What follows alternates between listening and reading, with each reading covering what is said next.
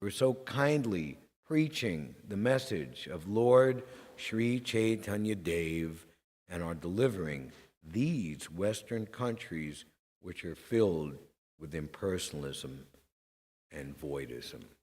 Reading from the Srimad Bhagavatam, Canto 4, Chapter 12, entitled Dhruva Maharaj Goes Back to Godhead, text number 6.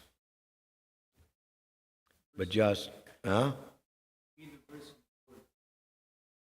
was told to read verse 6. The verse on the board. Not yet. Well, you can just repeat these words as I say them one at a time. Bhajasva, Bhajani Yangrim, Abhavaya, Bhava, Chidam, Yuktam, Virahitam, Saktya, Guna, Mayatma, Mayaya. Is it there yet? Nope.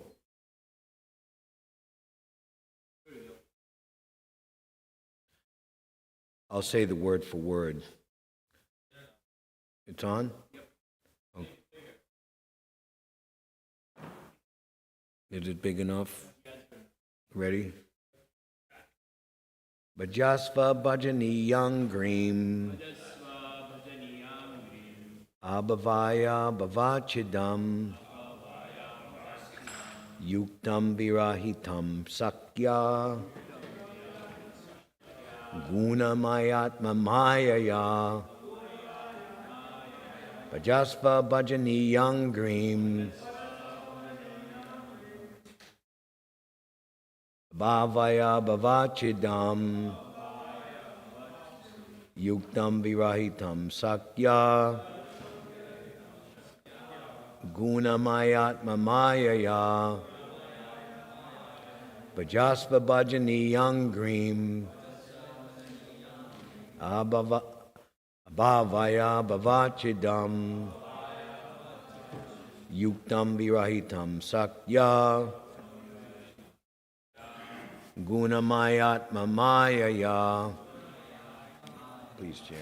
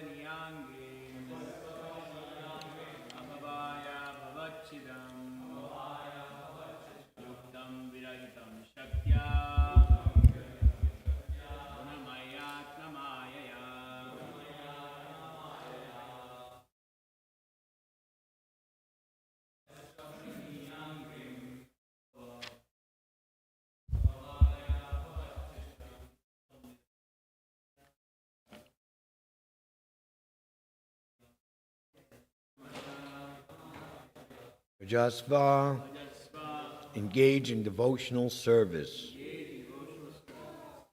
Bhajaniya, worthy to be worshipped. Angrim, unto him whose lotus feet. Abhavaya, for deliverance from material existence. Bhavachidam, who cuts the knot of material entanglement. Yuktam, attached. Virahitam, aloof. Shaktya, to his potency. Gunamaya, Gunamaya, consisting of the modes of material nature. Atmamayaya, by his inconceivable potency. Engage yourself fully, therefore, in the devotional service of the Lord, for only He can deliver us from this entanglement of material existence. The Lord is attached to His material potency. He is aloof from her activities. Everything in this material world is happening by the inconceivable potency of the Supreme Personality of Godhead. Please repeat. Engage yourself fully. Therefore, in the devotional service of the Lord, for only He can deliver us from this entanglement of material existence. Although the Lord is attached to His material potency, He is aloof from her activities. Everything in this material world is happening by the inconceivable potency of the Supreme Personality of Godhead. Purport by His Divine Grace, Srila A.C. Bhaktivedanta Swami Prabhupada, ISKCON's founder Acharya. In continuation of the verse, it is specifically mentioned here that Dhruva Maharaj should engage himself in devotional service. Devotional service cannot be rendered to the impersonal Brahman feature of the Supreme Personality of Godhead. Whenever the word bhajasva appears, meaning, quote, engage yourself in devotional service, unquote, there must be the servant, service, and the served. The Supreme Personality of Godhead is served. The mode of activities is to please Him is called service, and one who renders such service is called the servant. Another significant feature in this verse is that only the Lord and no one else is to be served. This is confirmed in the Bhagavad Gita, Mam ekam sharanam braja. There is no need to serve the demigods, who are just like the hands and legs of the Supreme Lord. When the Supreme Lord is served, the hands and legs of the Supreme Lord are automatically served. There is no need of separate service. As stated in the Bhagavad Gita, chapter 12, entitled Devotional Service, text 7, Tesham aham samudarta mrityu samsara sagara. This means that the Lord, in order to show specific favor to the devotee, directs the devotee from within in such a way that ultimately he's delivered from the entanglement of material existence. No one but the Supreme Lord can help the living entity be delivered from the entanglement of this material world. Material energy is a manifestation of one of the Supreme Personality of Godhead's varieties of potencies. Parasya Shaktir Vividhaya Shruyate. This material energy is one of the Lord's potencies, as much as heat and light are potencies of fire.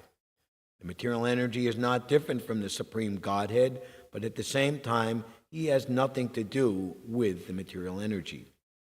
The living entity, who is of the material energy, marginal energy, is entrapped by the material energy on the basis of his desire to lord it over the material world. The Lord is aloof from this, but when the same living entity engages himself in the devotional service of the Lord, then he becomes attached to His service. This situation is called yuktam. For devotees, the Lord is present even in the material energy. This is the inconceivable potency of the Lord. Material energy acts in the three modes of material qualities which produce the action and reaction of material existence. Those who are not devotees become involved in such activities, whereas devotees who are dovetailed with the Supreme Personality of Godhead are freed from such action and reaction of the material energy. The Lord is therefore described herewith as Bhavachidam, one who can give deliverance from the entanglement of material existence.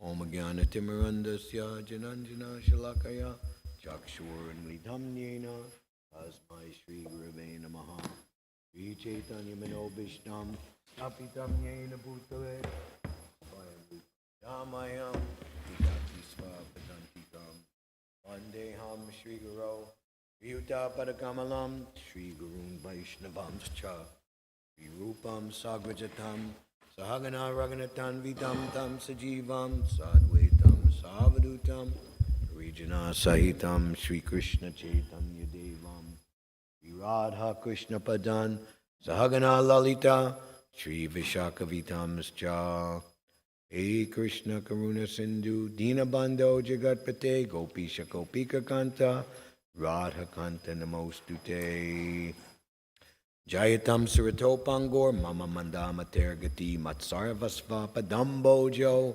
Radha Madana Mohano Dibyad Brindaranya Kalpajumada Srimad Ratnagara Singhasanasto Srimad Radha Srila Govinda Devo Prestalabi Savyamano Smarami Shriman Rasarasarambi Bamsi Bhattatatasti Taha Karshan Venus Vanar Gopir Gopinatha Shri Estuna Tapta Kanchana Gaurangi Radhe Brindavaneshvari Rishabhanu Sute Devi Pranamami Hari Priye Mancha Kalpatarubhyascha Kripasandubhya Evacha Patitanam Bhavanebhyo Vaishnavebhyo Namo Namaha Jaya Shri Krishna Chaitanya Prabhu Nityananda Shri Advaita Gadadhar Shivasadi Gaura Bhakta Brinda Hare Krishna Krishna Krishna Hare Hare Hare Rama Rama Rama Hare Hare Bhajasva Bhajaniyangrim Abhavaya Bhavachidam Yuktam Virahitam Sakya Gunamayatma Mayaya. Engage yourself fully, therefore, in the devotional service of the Lord, for only He can deliver us from this entanglement in material existence. Although the Lord is attached to this material potency, He is aloof from her activities. Everything in this material world is happening by the inconceivable potency of the Supreme Personality of Godhead. The example of Dhruva Maharaj being highlighted in the Srimad Bhagavatam. There are many, many great devotees and extraordinary personalities. It is interesting to note that Shukadeva Goswami, as the expert spiritual master, as Srila Prabhupada describes him in the first canto, chose the most essential, just as the sages. What are the most important things to hear and chant? Especially for everyone, and especially for those who are about to die. And Maharaj Parikshit, Srila Prabhupada praises, he was very fortunate because he knew how much time he had at his disposal.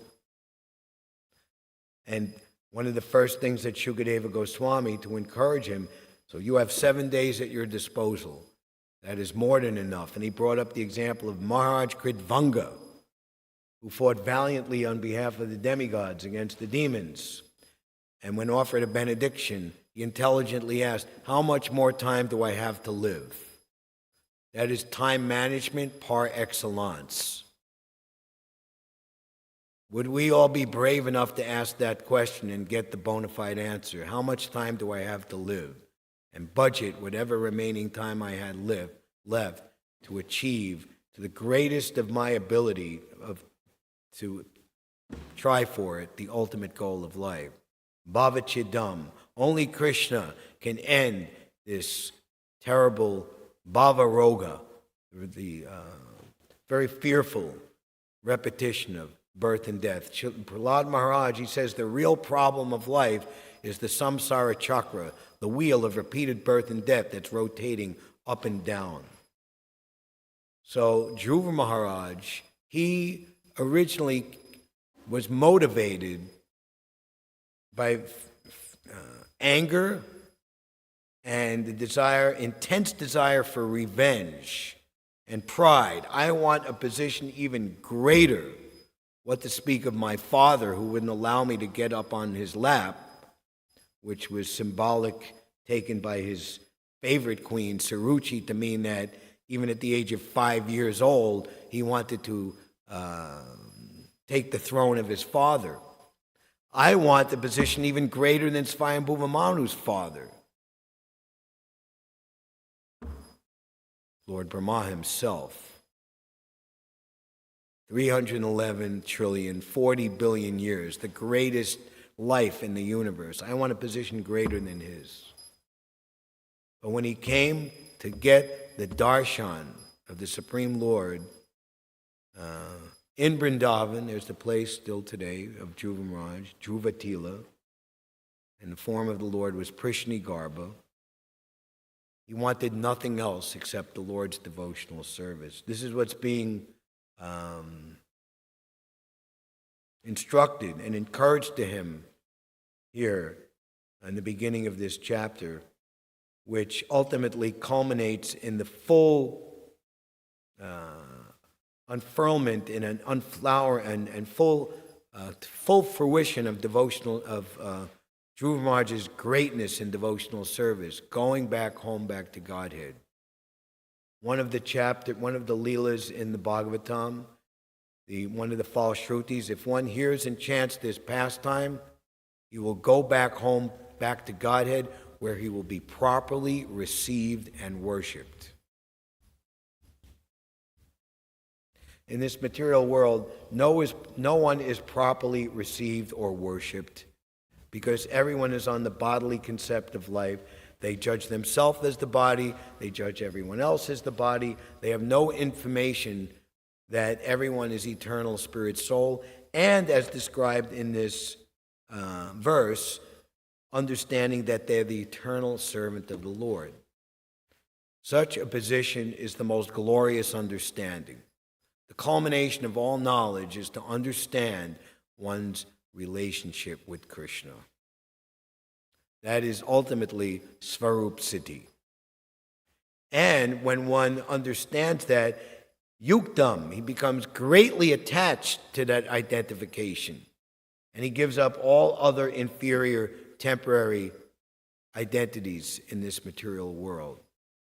Such personalities can properly receive and worship everyone.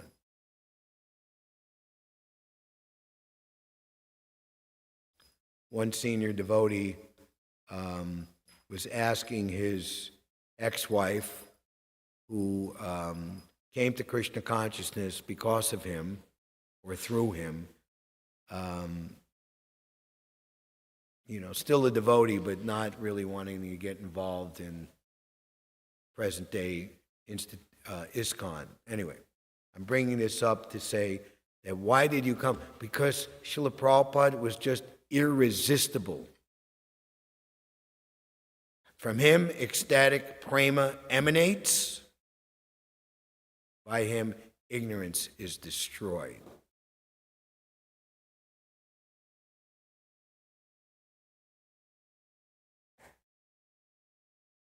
This situation is called yuktam.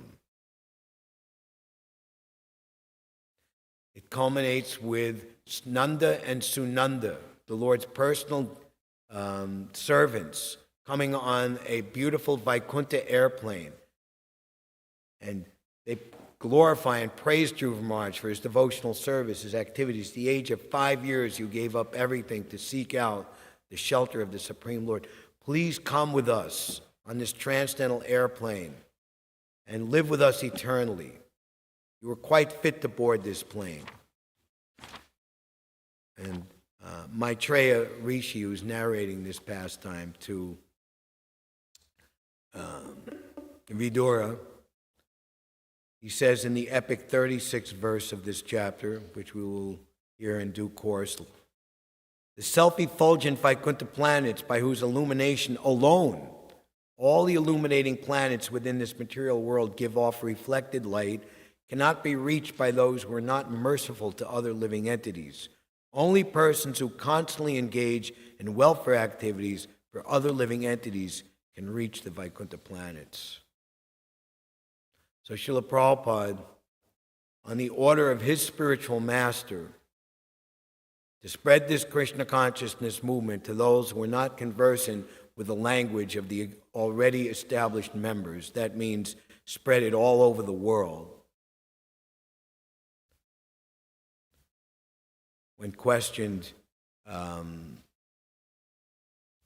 why did not Lord Chaitanya and the predecessor acharyas complete the work? Prabhupada said, because they left the devotional service for me to do. And Srila Prabhupada, out of his mercy, is giving us the same opportunity to work for this predicted and infallibly coming to pass, without a doubt, absolute fact, that Lord Chaitanya's movement will become the predominant dharma on this planet for the next 10,000 years. Prabhupada in the Boston Commonwealth Pier said, we want a certificate from Krishna that this man has done something for me. And that feeling of satisfaction that you gave your time, your energy, and your life to the cause of Srila Prabhupada and Lord Chaitanya's Sankirtan movement is the deepest, most profound, heartfelt satisfaction which will stay with you for your entire life and for all of eternity. No other satisfaction can compare. Krishnadas Kaviraj Goswami says in the chapter 3 of the Adi Leela, of all a man may sacrifice, his wealth, his words, his intelligence, his reputation, a sacrifice for the Sankirtan movement is most glorious. Everything else is considered to be foolish and insignificant by comparison. And even Kaviraj Goswami goes on to say, one who thinks that 10 million Ashvamedha yagnas performed at the confluence of the Ganges and Yamuna, Saraswati, is equal to one performance of Sankirtan is an atheist and a Pashandi. Wow. So here, engage yourself fully in the devotional service of the Lord. In continuation of the previous verse, it is specifically mentioned here that Dhruva Maharaj should engage himself in devotional service. Devotional service cannot be rendered to the impersonal Brahman. We are hearing Prabhupada Leela Amrita. Prabhupada had to temporarily take the, I won't call it mercy, favor of a Mayavadi, a staunch Mayavadi, which was actually great mercy upon him. This Ramakrishna Murthy was his name, Dr. Mishra.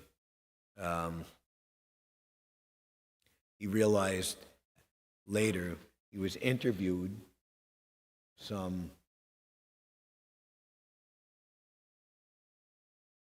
14 or 15 years after the fact in 1979, 1980, and he glorified Swami Srila Prabhupada. Swami Bhaktivedanta was like a ray of sunshine in my life, and he actually saved my life by his devotional service, and especially giving him transcendental prasadam. But at the time, he was not allowing Prabhupada to speak. The pure Bhakti Yoga Siddhanta. And Prabhupada would not be, let's say, because I'm temporarily at the mercy of this person for living, that I'm going to compromise the fact that Krishna is the Supreme Personality of Godhead and the impersonal Brahman is his external feature. Whenever the word bhajasva appears, meaning engage yourself in devotional service, there must be the servant, service, and the served. The Supreme Personality of Godhead is served. The mode of activities is to please him. It's called service. One who renders such servant is called the servant. Although another significant feature in this verse is that only the Lord and no one else is to be served. This is perhaps the beauty of the Govardhan Leela, that the residents of Vrindavan, headed by the king of the cowherds, Krishna's father, Nanda Maharaj, were planning to perform the traditional, it was long held idea that we should worship Indra, who's the demigod in charge of rainfall, and how important rainfall is to the agricultural community. You can fertilize, you can till the field, but unless there's sufficient rain, then how will you achieve the success of growing fruits, vegetables, grains, etc., and what to speak of being able to have enough water to live for the animals, the cows, and for the human beings, etc. So Krishna, he diverted, of course, to worship Govardhan Hill, and ultimately, because he was the center and he himself revealed that he was Govardhan Hill, it wasn't what, as Shukadeva Goswami explains, the karma mimamsa philosophy, that if one simply performs one's prescribed duties, the demigods are obligated to give the result. But because Krishna was the center of their lives and activities, and as described here, the material energy is separate from Krishna, but at the same time, he's in complete control of it. So the Govardhan Leela is such a beautiful masterclass presentation and participation. The Lord's eternal devotees came with him to this world to display the glory of the Vrindavan pastimes. A beautiful verse is spoken in the chapter 7 of the second canto by Lord Brahma to Narada Muni, scheduled incarnations.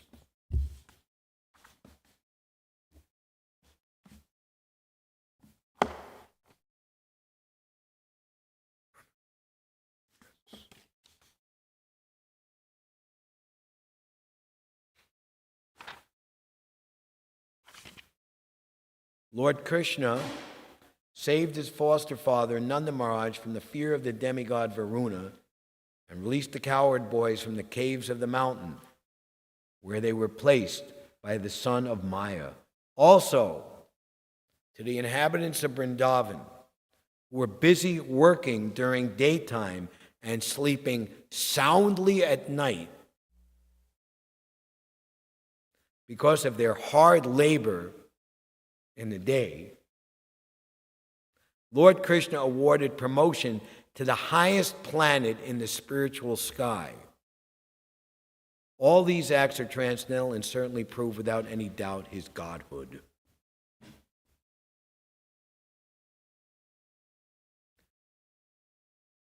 Nanda Maharaj and the inhabitants in Vrindavan were always engaged of thinking of Krishna in constant meditation on the personality of Godhead and a particular form of samadhi or trance of bhakti yoga. There's the beautiful chapter, Wonderful Krishna, in the 10th canto, in the Krishna book, which is after the conclusion of the whole Govardhan Leela. So many wonderful things. Krishna is lifting the Govardhan hill, and all the devotees of all the different rasas are together at the same time. The cowherd boys especially, or particularly, were the ones who saw Krishna's killing all the different demons. They were present to witness it. They would come back and tell their mothers, "My dear mother, Krishna killed this big demon today." Okay, nice. But they didn't witness it.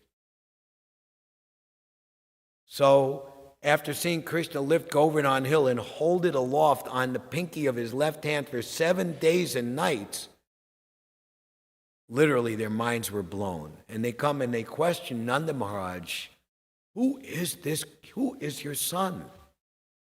And out of their innocence, they say, "Maybe he's a demigod."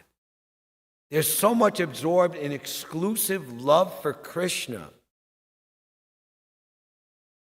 that their understanding that he's the supreme personality of Godhead has they've long ago graduated from that understanding. Now we've advanced into such a sublime position of Yoga Maya, the Lord's internal pleasure-giving potency, which is glorified by everyone all over creation. That is what we're saying. That is what Satyabhrata Muni is saying in his prayer, Damodarastakam. Nothing compares to the love the residents of Vrindavan have for Krishna. Narottam Das Thakur says, the love the residents of Vrindavan have for Krishna is the true reality and the perfect and complete and total understanding of the absolute truth. They had no fear of the miseries of material existence. In the Bhagavad Gita, it is confirmed that to be in association with the Supreme Personality of Godhead by full surrender in transcendental love frees one from the miseries inflicted by the laws of material nature. Here it is clearly mentioned that the inhabitants of Vrindavan were extensively busy in the hard labor of their day's work, and due to the day's hard labor, they were engaged in sound sleep at night. So practically, they had very little time to devote to meditation or to other paraphernalia of spiritual activities. But factually,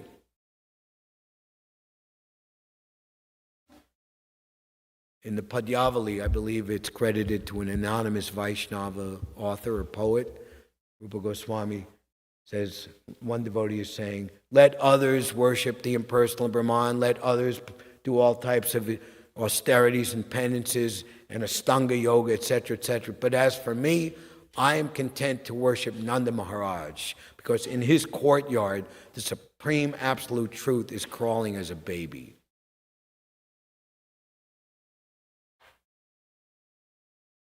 But factually, they were engaged in the highest spiritual activities only. Everything done by them was spiritualized because everything was dovetailed in their relationship with Lord Krishna, Sri Krishna. The central point of activities was Krishna, and as such, the so-called activities in the material world were saturated with spiritual potency.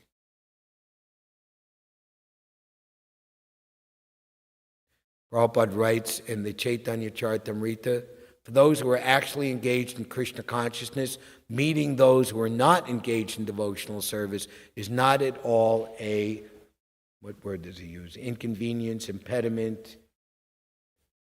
Because the devotee gives his association to the non-devotees, and they become devotees of the world, devotees of the Lord one day themselves.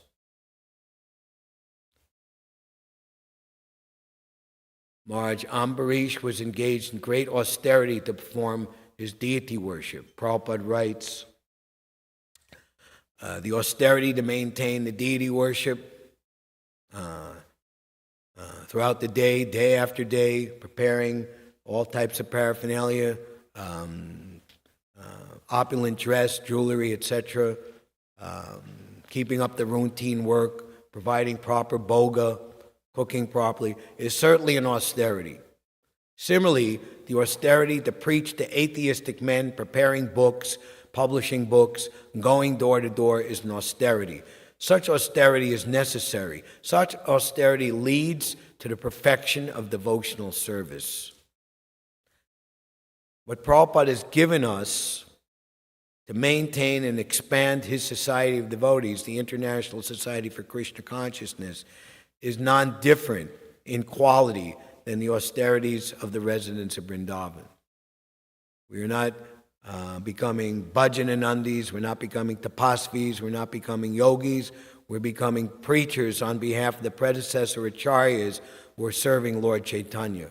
That is the greatest position.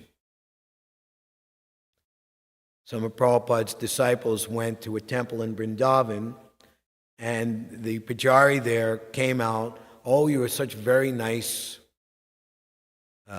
devotees. Swami Bhaktivedanta has trained you very nicely. I bless you that in your next life you can take birth as Brahmins in Vrindavan and you could serve the deity. So Prabhupada's disciples went back and told Prabhupada about this. They were kind of bewildered, upset. And Prabhupada said, well, you go back and you tell this Brahmin Pujari that you continue to serve the deity here in Vrindavan very nicely, and in your next life, you can take birth in America and become a book distributor. Prabhupada told him to go back and tell him that. The central point of activities was Krishna, and as such, the so-called activities in the material world are saturated with spiritual potency. That is the advantage. Advantage. What's an advantage? I mean, I got something better than what you got. I got a head start. I got more. Advantage. You know, they use that word, health first advantage plan, you know. It's like, you know, or the credit card advantage, whatever it is, you know. But the real advantage is Krishna's mercy. One should discharge one's duty on Lord Krishna's behalf, and all one's actions will be saturated with Krishna thought, the highest pattern of trance and spiritual realization. Beautiful verse. 2nd Canto, Chapter 7, Text 31.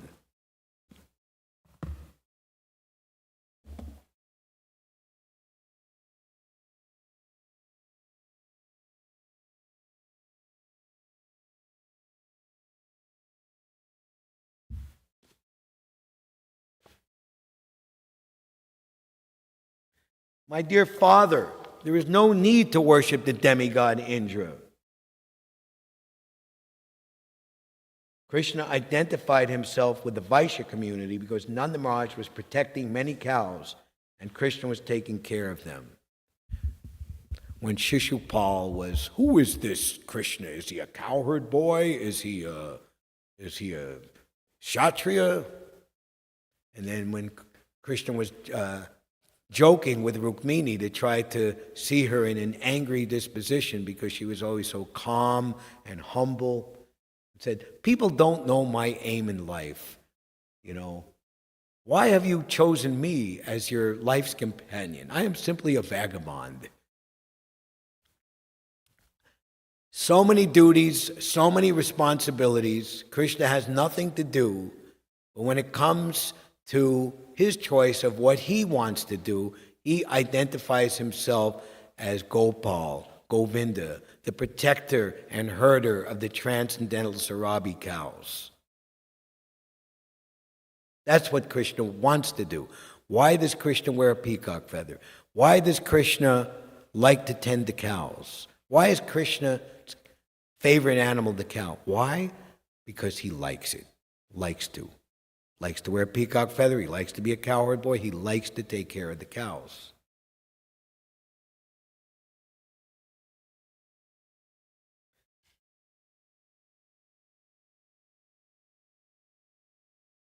Krishna further explained to his father, and he goes through a whole detailed explanation, and ultimately,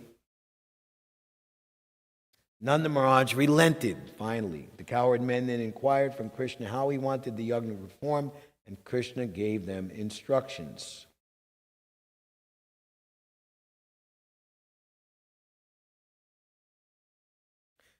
Krishna advised them to stop the Indra yajna and begin the Govardhan puja in order to chastise Indra, who was very much puffed up at being the supreme controller of the heavenly planets. So if you're the boss of a company, if any of the employees go out of line, try to usurp your position, or to cause dissension amongst the other employees, you're fired. That's it. So that is the position of the demigod. Fired, or you're disciplined, you're chastised, and brought back to your senses. And what is that? The culmination of that, or the observation that you've successfully learned your lesson, the essence is that you understand that the boss is supreme. Krishna is supreme.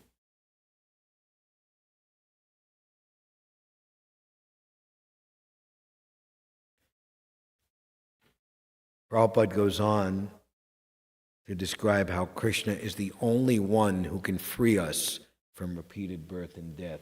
You'll see this in the mature contemplation of many great personalities in the Srimad Bhagavatam who, under distress, they finally come to their senses. And very gloriously is Gajendra, who was a great king, Indradyumna, in his previous life, and was unjustly cursed to become an elephant in his next life. And fully being immersed in the role and identity of an elephant, he was attacked by a crocodile in the water, and after fighting a long time, the crocodile is more strong in the water than the elephant is, realized he was in serious trouble. And he uttered, "Now fully desiring release from material life, I offer my respectful obeisances unto the Lord, who is the creator of this universe, who is himself the form of the universe, who is nonetheless transcendental to this cosmic manifestation." So he realized that only Krishna can save him. So Prabhupada gives us this wonderful verse by Krishna, which he's written an amazing, beautiful, ever encouraging at all times purport for all of us. The 7th verse of the chapter 12 devotional service, Bhagavad Gita.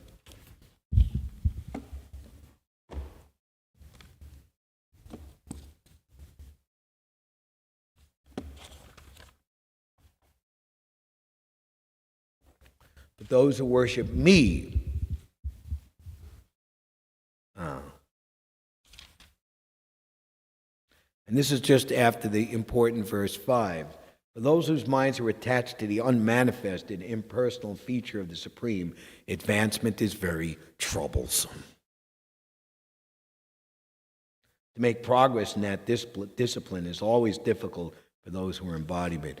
And then Krishna says in the 10th canto, no, the demigods praying to Lord Krishna in the womb, Nyeva Vindakshava Mukti Maninas, those because of a puffed up sense of superiority. Prabhupada would always push us out of our materialistic sentimentality. You know, when someone says they're God and we're all one and it's all, so you challenge them. You know what God is? You know what the definition of God is? Are you all-knowing? Are you the supreme controller? Do you know what I'm thinking? Are you the reservoir of all 6 opulences in full? These things should be said to these people. They're like hippies in the mode of ignorance. Wow, you're God. Oh my goodness. Or just some foolish pretending rascal comes and says he's God and bow down to me and worship me. Bogus guru. So then Krishna says, but those who worship me, capital M, me, giving up all their activities unto me and being devoted to me without deviation, engaged in devotional service and always meditating upon me, having fixed their minds upon me, for them I am the swift deliverer from the ocean of birth and death.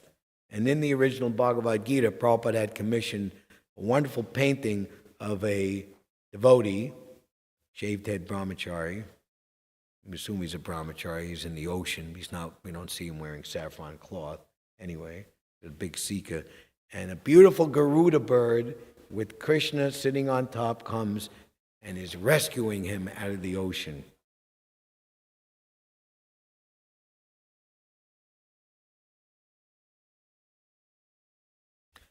Prabhupada, here is the very easy understanding of your relationship with Krishna and understanding Krishna's identity. A pure devotional service, in that one comes to the realization that God is great and the individual soul is subordinate to him. His duty is to render service to the Lord, and if he does not, then he will render service to Maya. Prabhupada was in San Francisco, trying to recover his health from the Memorial Day stroke that he had here in New York City in 1967. And he was invited out to Stinson Beach, a place north of San Francisco, to try to get back his health. Prabhupada didn't like the situation there because it wasn't warm enough, the sun wasn't strong enough, and he was leaving San Francisco, flying to New York for a day, and then boarding an Air India flight to go back to Vrindavan. So the devotees were like distraught. Maybe Prabhupada will never come back. And, and many people were, Prabhupada would give initiation to anyone who was qualified. And devotees were crying and weeping. And there's one story, I forget the devotee's name, and he was standing in line to get initiation to go up to Prabhupada's room. And Prabhupada would have no ceremony with, fire yagna, this and that, just, bowing down, and here's your beads, here's your name, what are the regular principles. One-on-one with Prabhupada. And I believe it was Malati who was like one of the devotees ushering people up. Prabhupada said, he'll take one more. And then he wasn't in line. And then he said, oh my God, I missed my chance. And then he just left. He was like crying. And his idea, I'm going to go to the Golden Gate Bridge and jump off. And then he was thinking, before he got to that point, well, what am I doing? Maybe, I got to go back, I got to beg. And he went back, and he just burst into the temple, and he was just like bawling, crying his eyes out, and he went to Malati, please ask Prabhupada to take me, And then Malati just burst in, took him, and grabbed him practically by the collar and just dragged him upstairs, crying and crying. And he brought him into Prabhupada's. Prabhupada, you got to take this boy. He's very, very sincere. And Prabhupada said, no problem.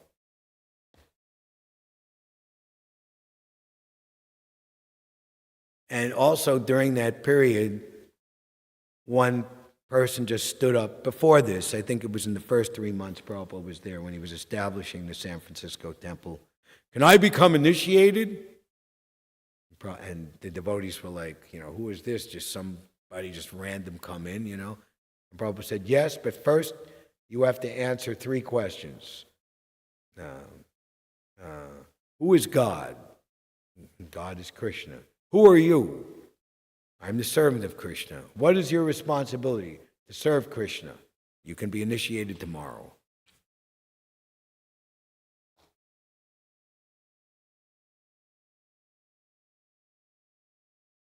And if he does not, then he must render service to Maya.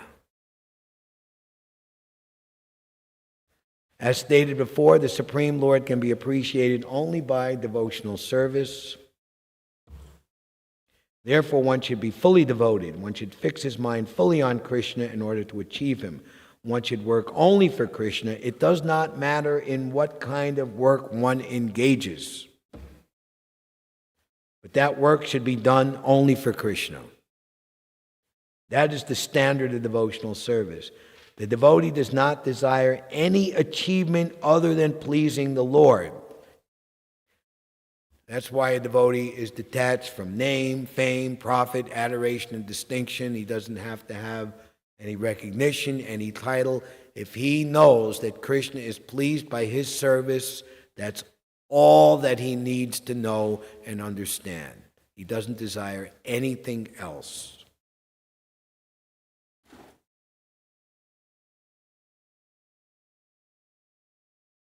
His life's mission is to please Krishna, and he can sacrifice everything for Krishna's satisfaction, just as Arjuna did, just as Srila Prabhupada did. The process is very simple. One can devote himself in his occupation, engaged at the same time in chanting the Maha Mantra. Such transcendental chanting attracts the devotee to the personality of Godhead. The Supreme Lord herein promises that without delay he will deliver a pure devotee thus engaged from the ocean of material existence. Varaha Purana. The purport is that a devotee does not need to practice Ashtanga Yoga in order to transfer his soul to the spiritual planets. The responsibility is taken by Krishna himself. He clearly states here that he himself becomes the deliverer. The Supreme Lord, by his great mercy, comes at once, riding on his bird carrier Garuda, and at once delivers the devotee from material existence. Any intelligent man should always prefer the process of devotional service to all other paths.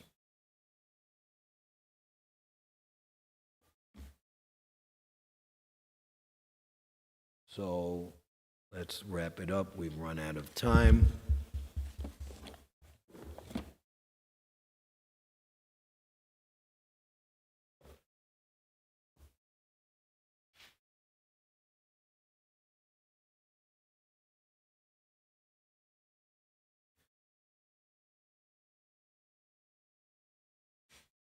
Those who are not devotees become involved in the material energy, whereas devotees who are dovetailed with the Supreme Personality of Godhead are freed from such action and reactions of the material energy. The Lord is therefore described herewith as Bhavachidam, one who can give deliverance from the entanglement of material existence.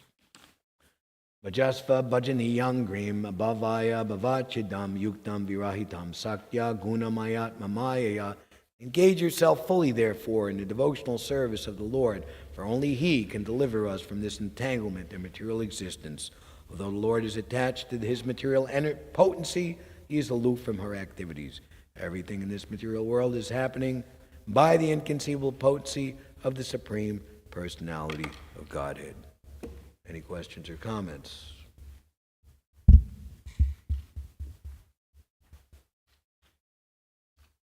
Hare Krishna Prabhu.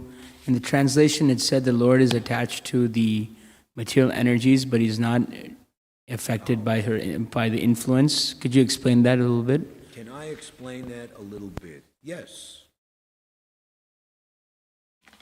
Let us look at verses number 4 and 5 of the chapter 9, the most confidential knowledge. Mayatitamidam sarvam jagadavyaktamortina matstani sarvabhutani nachaham tveshavastitaha. By me, in my unmanifested form, this entire universe is pervaded. All beings are in me, but I am not in them. Nacha matstani bhutani pasyamam yogam aishvaram.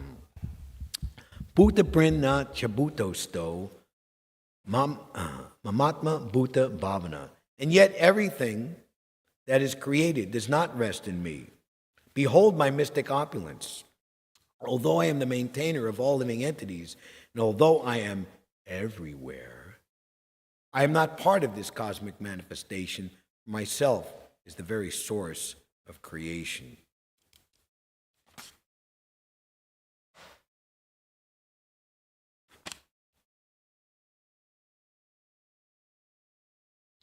Prabhupada uses the example of the king is situated in his palace, but in all the different government departments throughout the whole kingdom, his supremacy and his rule is understood. This is a crude example. Similarly, all the manifestations that we see and everything that exists, both in this material world and in the spiritual world, are resting on the energy of the personality of Godhead. Hare Krishna. Anyone else? Hare Krishna.